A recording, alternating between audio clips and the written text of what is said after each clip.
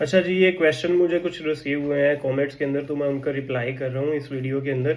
First question है कि what to do if university international relations office is not replying to your emails and you have already paid your tuition fee and you didn't get the confirmation and it's already 10 days।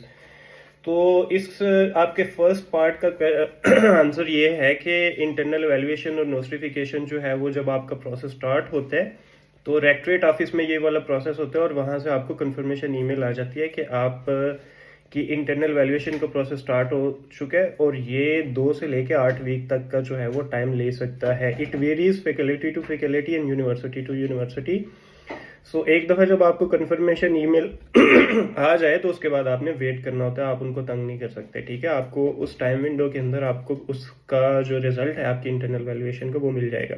दूसरा, payment, आपकी tuition fee की जो payment है, tuition fee की payment depend करता है कि आपने अपनी ट्यूशन फी कैसे पे की है। अगर आपने ऑनलाइन बाय कार्ड पे की है so it can take up to 5 days to be settled and to be showed in the system. So आप अपने यूनिवर्सिटी इंफॉर्मेशन सिस्टम में उसको देख सकेंगे। ये 5 वर्किंग डेज जो है वो इसमें लग जाते हैं। अगर सम टाइम नहीं हुआ तो ये भी डिपेंड करता है कि अगर आपने कन्वेरा के थ्रू या बैंक ट्रांसफ़र किया है तो उसमें ज़्यादा टाइम लग जाता है। तो आप अपने यूनिवर्सिटी कोऑर्डिनेटर की तरफ के साथ जो है वो इन टच रहें।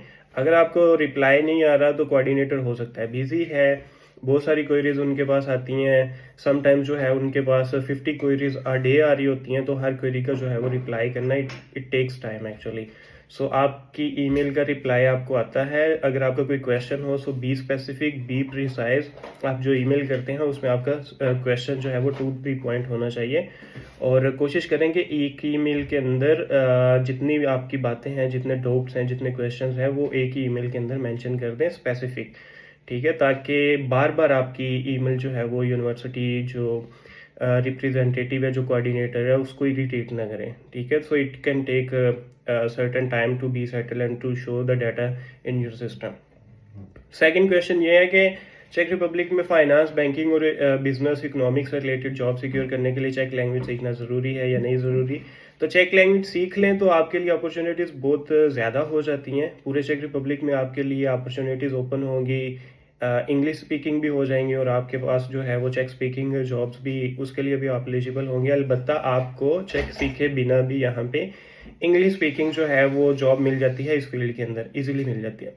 Last question, can you do super legalization and notification before admission? Yes, you can do super legalization and notification as well, but you cannot do the internal evaluation। ठीक है, मोर वीडियोस के लिए अलीन शेखिया को follow कर लें। अल्लाह हाफिज।